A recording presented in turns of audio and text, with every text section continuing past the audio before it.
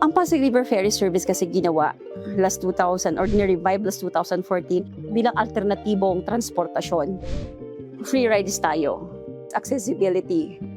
Sa tingin ko, ang laki ng tulong ng Pasig River kasi pag gumamit tayo ng road, ng sasakyan, yung emission ba niya, ikumpara mo pag eto sa ating ferry boats, less yung pollution talaga.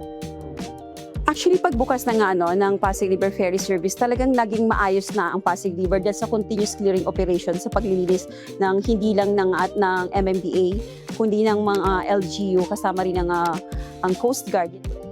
Habang ginagamit siya, mas naging mababa yung mercury content. So mas marami ng mga isda ang naninirahan sa Ilog Pasig.